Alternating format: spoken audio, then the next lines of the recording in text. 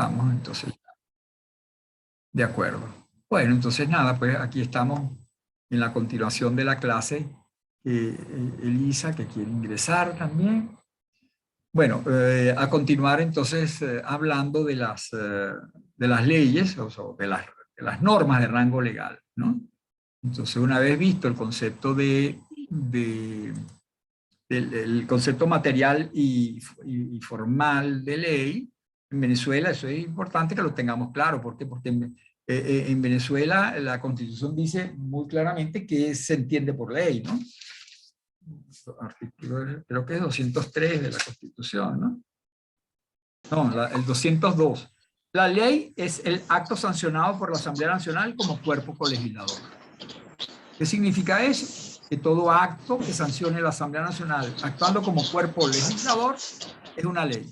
No dice cuál es el contenido, no dice, es todo acto normativo, no dice para nada que tenga que ser normativo, ¿no? Sino que lo que tiene que es provenir de la Asamblea Nacional y, a ver, y que esa Asamblea Nacional esté actuando como cuerpo legislador. ¿Qué significa actuar como cuerpo legislador? Porque es que la Asamblea Nacional no es solo legislador. Es verdad que su tarea fundamental es legislar, y para eso actúa de acuerdo con lo que está en ese capítulo de la formación de las leyes. Ahí está el procedimiento para que actúe la Asamblea Nacional como cuerpo legislador. Pero, por ejemplo, la Asamblea Nacional puede dictar un acuerdo de duelo porque, bueno, por todos los fallecidos por la pandemia, por la enfermedad del COVID-19, podría ser. Y eso es una ley? No es una ley. ¿Y por qué? Si proviene de la Asamblea Nacional, bueno, porque la Asamblea Nacional no está actuando como cuerpo legislador allí. Para actuar como cuerpo legislador tiene que pasar, hacer que ese acto pase por los trámites y las fases del procedimiento para hacer leyes, para la formación de las leyes, ¿no? Iniciativa, discusión, primera discusión, segunda discusión, lo que dice la Constitución y también el reglamento interior y de debate que contiene otras reglas procedimentales y luego, bueno, que sea aprobada y después promulgada, publicada, es decir, una vez que pase todo ese procedimiento, entonces eso sí es una ley, independientemente de su contenido. Y de hecho, seguramente su profesor de Derecho Constitucional les habrá dado ejemplos de actos que son leyes, se llaman leyes, y sin embargo no tienen normas. No contiene normas, sino un acto individual, un acto material, un acto que no tiene, no es una norma general de aplicación permanente y que no se agota con su cumplimiento, ¿no? La ley de presupuesto anual no es una ley desde el punto de vista material, no tiene normas generales, lo que tiene es una autorización para gastar, para comprar, para pagar al personal tantos miles de bolívares, para pagar nuevos contratos tanto, para pagar esto, eso es lo que es la ley de presupuesto. Va a entrar esto a la República y la República va a gastar esto. Eso es lo que es. Entonces, un presupuesto. Eso no tiene normas. Por lo tanto, eso es una ley formal, pero no es una ley material. La ley que regula cómo se hace el presupuesto es así. Y esa se llama Ley Orgánica del sector financiero, del sector público, una cosa así, ¿no? De las reglas financieras del sector público. Ahí se dice cómo se hace el procedimiento, el presupuesto, cómo se ejecuta el procedimiento. Ahí sí, eso sí tiene normas. Esa es una ley formal, porque la aprobó la Asamblea Nacional mediante el procedimiento para aprobar leyes, y material porque contiene normas. La ley de presupuesto es una ley puramente formal, pero no material. Bueno, eso puede existir en Venezuela. Leyes formales que no son leyes materiales. Y pueden haber entonces, desde el punto de vista del concepto, leyes materiales que no son leyes formales porque no provienen de la Asamblea Nacional Constituyente. Bueno, bien. Sigamos entonces, vamos a seguir compartiendo la pantalla, con lo cual, esquema unificado, aquí está. Entonces, vamos a esto que es importante. Estas son las características propias de las normas de rango legal. Todas las normas de rango legal, tanto la ley, estamos viendo ahorita, como las otras que no son la ley, fíjense ustedes, ya se las pongo de una vez allí, avanzamos un poquito en el esquema para que sepan qué es lo que vamos a ver. Vamos a ver otras fuentes de rango legal, además de la ley. Vamos a ver los decretos leyes, los tratados internacionales y las normas comunitarias. Esas tres categorías de fuentes, de acuerdo con nuestra Constitución, son fuentes que tienen rango legal. Es como si fueran leyes, valen como si fueran leyes, pero no son leyes. Porque no entran dentro del concepto del 202 de la Constitución, el artículo 202 de la Constitución que acabamos de leer, ¿no? Ya lo veremos en su momento, ¿no? Entonces, pero todas ellas, tanto la ley como estas otras, que valen como si fueran leyes, y están por eso incluidas dentro de las fuentes de rango legal, tienen algunas características que son propias de ellas y no son propias ni de las normas de rango constitucional ni de las normas de rango sublegal, sino solo de las normas de rango legal. La primera es justamente su rango, rango de ley. Esa palabra rango viene asociada en el lenguaje corriente actual en el derecho venezolano a las palabras fuerza y valor de ley, y en otros países también. Entonces se habla de acto con rango de ley, y también acto con fuerza de ley, y acto con valor de ley. Son prácticamente como sinónimos, cuando no significan lo mismo, en definitiva terminan casi que siendo sinónimos. Rango, ¿qué significa rango? Rango es el lugar que ocupa algo dentro de una estructura jerarquizada, donde hay una pirámide, donde hay una jerarquía, en la cual hay elementos que están por encima y elementos que están por debajo. El rango es el lugar que ocupa en esa jerarquía algún elemento de esa estructura jerarquizada, ¿no? Un capitán, ¿cuál es su rango? Bueno, el rango de capitán, él es oficial dentro de una de las ramas de la Fuerza Armada. Él es capitán del ejército, capitán de la aviación. ¿Qué significa eso? Que él es más que un teniente, porque el teniente está más abajo, tiene un rango inferior. Y el subteniente todavía está más abajo porque está por debajo del teniente. Y el mayor está por encima del capitán porque está en un rango superior al de capitán. Y el general está por encima de todos ellos porque está en el rango superior de toda la estructura. Entonces, el rango es justamente ese grado, digamos, que ocupa un elemento dentro de una estructura jerarquizada. En este caso estamos hablando de fuentes, por lo tanto, el rango de un acto es el lugar que ocupa esa fuente dentro de la estructura jerarquizada de normas, en el ordenamiento jurídico. Y por eso es que entonces estamos hablando ahorita de las fuentes de rango legal, porque todas ellas están en un lugar dentro de la pirámide que está por debajo de la Constitución y por encima de los reglamentos. Ese es el rango legal. Todas estas fuentes están por debajo de la Constitución y por encima de las fuentes de rango sublegal. Y todas ellas, a su vez, tienen el mismo rango entre sí. Una ley tiene el mismo rango que otra ley. Un decreto ley tiene el mismo rango que otro decreto ley o que una ley. Un tratado internacional tiene el mismo rango que una ley o que un decreto ley. O sea, todas estas fuentes de rango legales ocupan el mismo lugar en la pirámide jerarquizada de las fuentes, ¿no? Bueno, de ese rango, que podría ser puramente honorífico, como por supuesto lo es el caso de ser general o ser coronel, hay un elemento honorífico en ocupar, o bueno, para no meternos con los militares, en el caso de la universidad, en la universidad los profesores universitarios son titulares, asociados, agregados, asistentes, instructores. Hay también un escalafón, se le dice, una escala en el rango de los profesores, y a ese rango al rango superior se va accediendo por méritos, por trabajos, por defender nuevos trabajos, por destacarse pues como en su labor académica. Y bueno, entonces por supuesto hay algo honorífico, por lo tanto, entonces seguramente, sobre todo en los sitios protocolares, ese rango se destaca con algún elemento distintivo, ¿no? Es decir, con más rayas en la charretera o un color diferencial.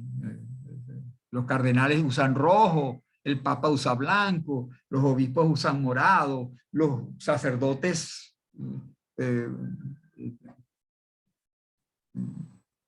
de abajo, pues completamente usan negro, pues y ahora ya ni siquiera eso, pero no usan ningún color.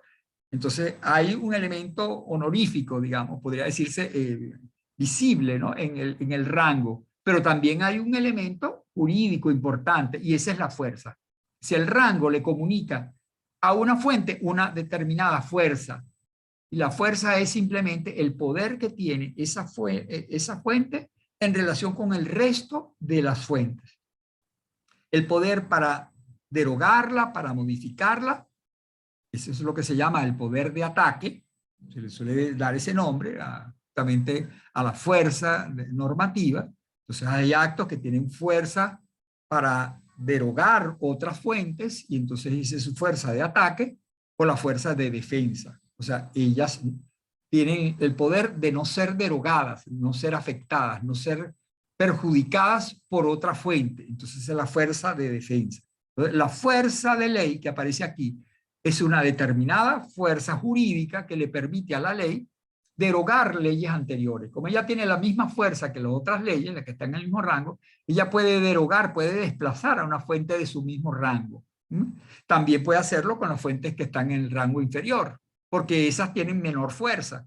Una ley puede derogar un reglamento porque tiene fuerza de ataque contra el reglamento o fuerza de ataque contra otra fuente del mismo rango, pero no tiene fuerza de ataque contra la Constitución. ¿Por qué? Porque la Constitución tiene una fuerza normativa de defensa superior a la de ataque de la ley. La ley no puede ir contra la Constitución porque el escudo que tiene la Constitución la blinda contra el poder que tiene la ley quisiera derogarla, ¿no?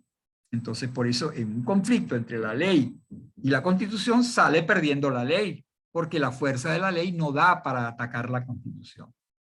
Esa es la explicación en definitiva. Eso es lo que quiere decir la fuerza de ley. Fuerza de ley es el poder jurídico que tiene las leyes, y demás fuentes del rango legal para atacar o defenderse frente a otras fuentes.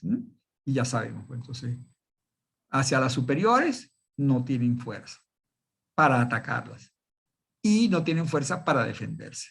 Frente a las inferiores tienen fuerza para atacarlas y tienen fuerza para defenderse. Los reglamentos no pueden alterar las leyes. Ok. Y el valor de ley, o sea, la última frase, es la doctrina. Pueden leer esto bien por Peña Solís, van a darse cuenta de que el valor de ley es como sinónimo de fuerza, es decir, vale como si fuera una ley. Ella puede hacer todo aquello que una ley puede hacer. Vale como una ley. Tiene validez como si fuera una ley. Ella puede hacer todo aquello que puede hacer una ley. Esa es una expresión que aparentemente nos informa Peña Solís, seguramente es así, yo no lo he chequeado, que fue introducido por la Constitución italiana de 1948, que habló pues de actos con valor de ley. No dijo rango, no dijo fuerza, dijo valor de ley. Y eso tiene un efecto importante en el ordenamiento jurídico italiano. Bueno, aquí en Venezuela, nosotros en nuestra Constitución actual utiliza las tres, pareciera que de manera simultánea, igual, pues, o sea, los iguala un poco, ¿no?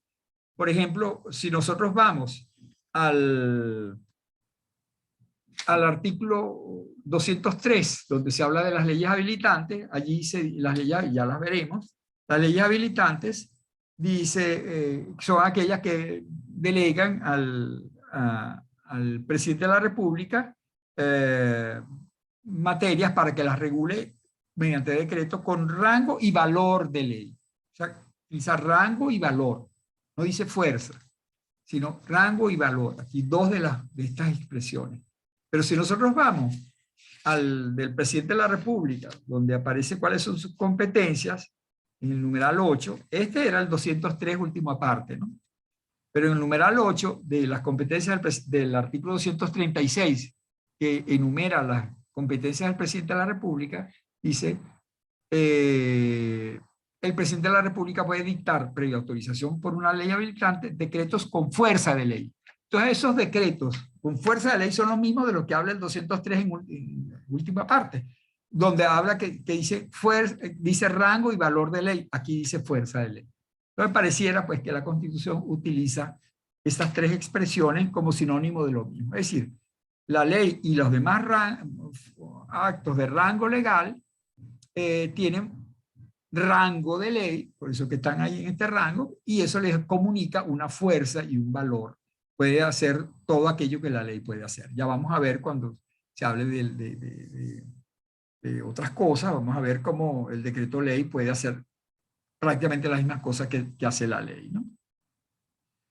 Bueno, entonces, eso, en primer lugar, eso, pues, todas estas fuentes tienen rango, fuerza y valor de ley. En segundo lugar, el tema de la reserva legal. La reserva legal, seguramente también ustedes lo vieron, en derecho constitucional, es un tema bien importante, que lo tengamos bien claro y si hay algunas dudas es preferible que las vayamos aclarando, ¿no? Porque después puede generar confusiones en otras materias. Y es muy importante, pienso yo, pues, en la medida en que viendo las fuentes en su conjunto, ya sabemos entonces que hay algunas fuentes que le son impuestas a la administración, las de rango constitucional y las leyes de rango legal, todas le son impuestas a la administración. La administración no las hace, sino que las ve como otros la hacen, otras autoridades la hacen, y ella tiene que respetarla, la administración tiene que respetar esas. Nada de lo que ella haga puede alterar ni la fuente constitucional ni la fuente de rango legal. ¿Mm? En cambio, ella sí puede hacer otras fuentes, las de rango sublegal. Bueno, ustedes dirán, caramba, pero qué peligro, porque la administración que tiene tantos poderes, ¿también le vamos a permitir que haga fuentes? Sí, puede hacer fuentes, pero esas fuentes que ella hace tienen un gran límite en su ámbito de regulación, que es la reserva legal. Hay cosas que solo pueden ser reguladas, materias que solo pueden ser reguladas por la ley o una fuente de rango legal, pero no por una fuente de rango sublegal. Pero no solamente que no pueden alterar lo que diga la ley, es que no pueden ni siquiera meterse en esa materia, no pueden intentar, por ejemplo, un reglamento no puede crear un delito o una pena. No es que no puede cambiar el Código Penal, o sea, porque no tiene fuerza para modificar una ley. Es que ni siquiera, aun cuando la materia no esté regulada por el Código Penal, tampoco un reglamento lo puede regular. Si el presidente de la República o un ministro o alguien quiere que algo se convierta en delito, tiene necesariamente que pedirle a la Asamblea Nacional que mediante ley apruebe una ley que diga que esa materia, que esa conducta es un delito. Pero no puede la administración, porque tiene poder normativo, el presidente de la República puede dictar reglamentos, un ministro puede dictar reglamentos, no puede dictar un reglamento que convierta una conducta en delito, porque es una materia reservada a la ley, materia de reserva legal. Entonces, ese tema de la reserva legal es muy importante para el derecho administrativo, porque muchas veces vamos a encontrar casos en los cuales la administración, como siempre, queriendo abusar un poco de sus poderes, todo aquel que tiene un poder quiere abusar de él, eh, dicta normas o pretende dictar normas que están invadiendo la reserva legal, que son materia que solo puede mediante ley regularse. Eso es lo que es en definitiva la reserva legal. Concepto. ¿Qué es la reserva legal? Materias que solo pueden ser reguladas mediante la ley o un texto de rango legal. El origen de este límite que se le pone a la administración, porque es a la administración fundamentalmente a quien se le pone el límite, usted puede dictar normas, pero no puede dictar normas en cuanto se trate de materias de reserva legal. Son entonces materias de una especial significación para la sociedad, de especial significación dentro del Estado de Derecho, una especial significación para la defensa del ciudadano, por razones por las cuales, o esa especial significación que tienen esas materias, entonces no se permite que la administración tenga acceso a ellas y pueda regularlas a su libre saber y entender. Solo la puede regular el soberano a través de sus representantes, como es la Asamblea Nacional, en el caso nuestro, pues, el Parlamento, en general, el Congreso en los Estados Unidos, la Asamblea Nacional en Francia, el Congreso de los Diputados en España. Esas materias están reservadas precisamente al cuerpo representativo de la voluntad general. Por eso es que y volvamos a las tesis que define la administración y las otras funciones estatales. Por eso es que autores alemanes como Mayer dicen que ley es solo la norma regulada por el cuerpo representativo de la voluntad general, porque esa es la verdadera legislación. Puede ser que hayan otras normas, pero esas otras normas no son legislación, son algo menos que legislación, son administración, porque le falta el elemento subjetivo, le falta el cuerpo representativo de la voluntad general, que es el único que puede legislar. Eso es lo que dice Mayer, y ahora lo entendemos mejor, pues, ¿no? Cuando vemos esto. Así que hay algunas materias que están reservadas al legislador. Y eso es así en su origen, porque esta figura pues, de la reserva legal surgió como una garantía al ciudadano. Es decir, en el entendido de que la administración la administración no es el representante del pueblo, porque no es elegida por nadie, no tiene el voto popular, pues no es representativa de los ciudadanos, ¿no? Lo que es más bien a veces se convierte como en el gendarme, en el policía, en el obstáculo para el ciudadano, pues a que lo supervisa y de repente le quita cosas o lo sanciona, le impone multas, etcétera. Pero en vista de eso, de que la administración tiene muchos poderes, teoría de Oriú, la potestad pública, en manos de la administración, poder sancionatorio, poder reglamentario, poder tributario, etcétera. Todos esos poderes que tiene la administración frente al ciudadano. Entonces, si encima tiene poder de dictar normas, caramba, entonces imagínense a dónde vamos a parar. Pues, las normas las establecerá de tal manera que quedará muy pocos resquicios de libertad para el ciudadano, ¿no? Entonces, inmediatamente las constituciones liberales establecieron una regla. No, porque la administración tiene poder normativo, pero no para regular todo. Aquellas cosas que están reservadas a la ley solo las puede regular la ley. ¿Y por qué la ley? Repito, porque la ley está en manos del representante del pueblo. Son las autoridades políticas. ¿Qué significa políticas? Que tienen un origen en la soberanía, pues, en el voto. Y el voto es simplemente la delegación que hace quien vota por alguien para que lo represente en el ejercicio de funciones políticas. Pero esa representación es temporal, no es para toda la vida. Está sometida a un término y además está sometida a escrutinio. Tienen que rendir cuentas, el principio de rendición de cuentas. Y además son responsables por lo que hagan y por lo que digan esos señores que están allí. Y pueden ser sometidos a un referéndum revocatorio. Y en todo caso, a los 4 años, cuando venga el nuevo periodo, habrá nuevas elecciones y de repente no los volvemos a elegir. Si lo hicieron mal, pues si nosotros nos sentimos defraudados en la manera como hicieron nuestra representación. Eso no pasa con los funcionarios públicos. Los funcionarios públicos de la administración pública no están sometidos a referéndum revocatorio.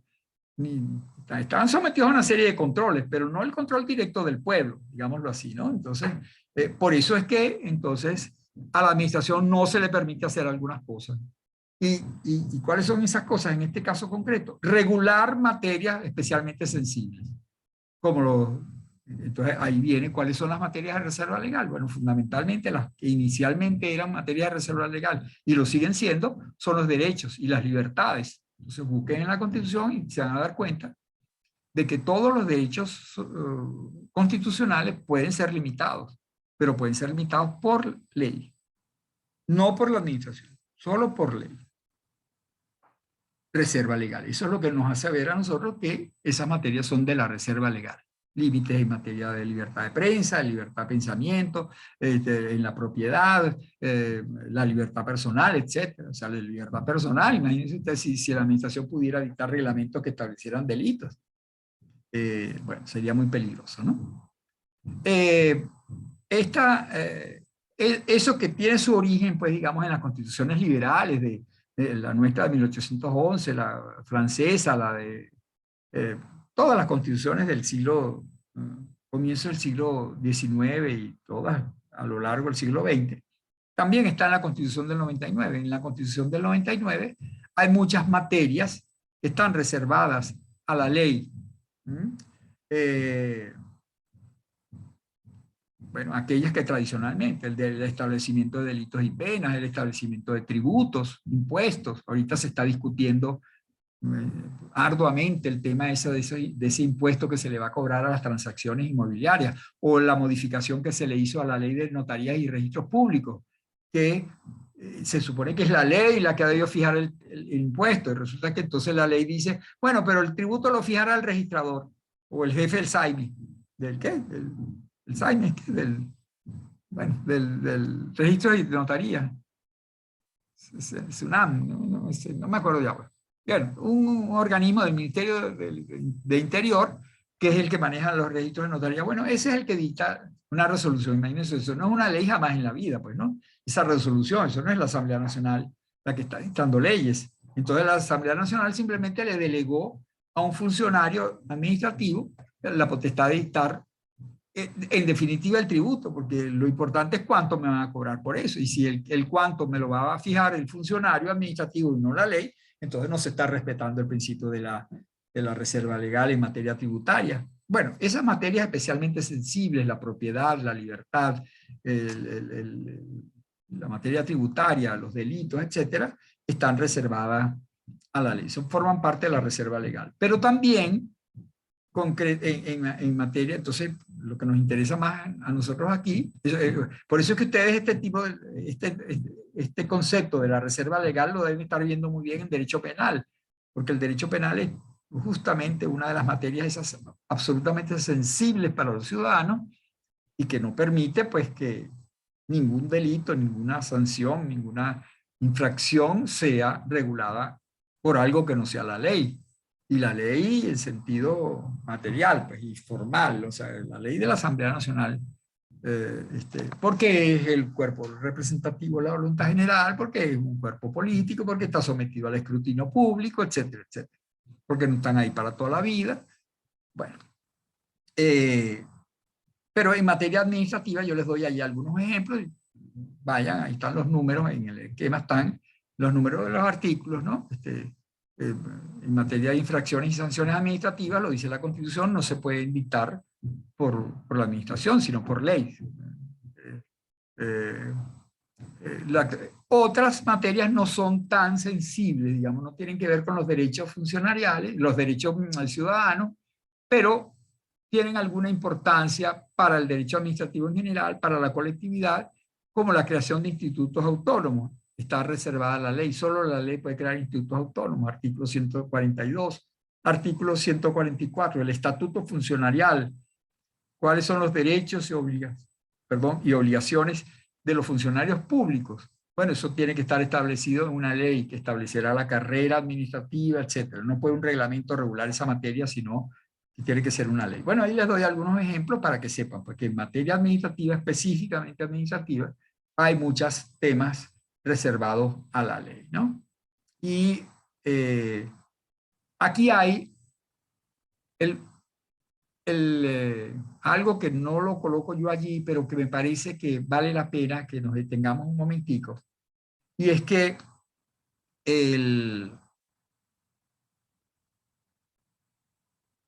como lo veremos en su momento, sobre todo cuando veamos los decretos leyes, se discute si mediante esas otras normas de rango legal o de forma legal, no de forma legal, de rango, de valor de ley, se puede regular materias de la reserva legal. Concretamente los decretos leyes. Por los decretos leyes se pueden regular materias de reserva legal. O en las normas comunitarias se pueden regular materias de la reserva legal. Y bueno, hay quienes dicen que sí, quienes dicen que no. Quienes dicen que sí se acogen al hecho de que si la propia Constitución le da a los decretos leyes, por ejemplo, el valor, rango y fuerza de ley, bueno, eso significa que es como si fuera una ley. Entonces, cuando la Constitución dice solo por ley se podrán crear tributos o solo por ley se podrán crear delitos y penas, bueno, ley o actos que la propia Constitución dice que tiene valor de ley, como los decretos leyes. Entonces, los decretos leyes son tal cual como si fueran una ley. Entonces, ¿por qué no se va a poder regular mediante un decreto ley un tributo o un impuesto, un delito? Porque es la propia Constitución la que le da a esos decretos valor de ley, rango de ley, fuerza de ley. Entonces, ¿qué es lo que puede hacer una ley que no puede hacer un decreto ley? Si es la propia Constitución la que equipara en cuanto a su valor jurídico a los decretos ley. Bueno, eso lo dicen quienes piensan que mediante decreto ley se puede regular todas las materias de la reserva legal. Y eh, quienes dicen que no, dicen que cuando la Constitución dice ley, está refiriéndose a la ley del artículo 202. Solo por ley se podrán crear, entonces eso significa que solo por un acto dictado por la Asamblea Nacional, actuando como cuerpo legislador, se pueden regular esas materias. Entonces, quienes piensan así, terminan negando que mediante algo que no sea una ley se puedan regular materias de la reserva legal. En mi criterio, tanto uno como otro pareciera que están excediéndose en su posición, ¿no? Pienso yo, pues desde el punto de vista lógico, no sé qué piensan ustedes, pero desde el punto de vista lógico, si la Constitución dice que un decreto de ley vale como ley, tiene fuerza de ley, etcétera, eh, este, ¿cómo es posible que luego vayamos a decir que mediante esos decretos leyes no se pueden hacer las cosas que se hacen mediante leyes? Entonces, ¿para qué se le da el valor de ley a ese decreto? Si vale lo mismo que un reglamento. Algún valor debe tener especial para que la Constitución diga que tiene fuerza y valor de ley y rango de ley. Porque si no, ¿cuál es la gracia pues del decreto ley? Entonces, pero por otro lado pienso, de allí que entonces no creo que tengan razón los que a rajatabla dicen que nada de la reserva legal puede ser regulada mediante decreto ley. Pero también pienso que a lo mejor tienen algo de razón quienes dicen eh, que no todo lo que está en la reserva legal puede ser regulado mediante decreto ley.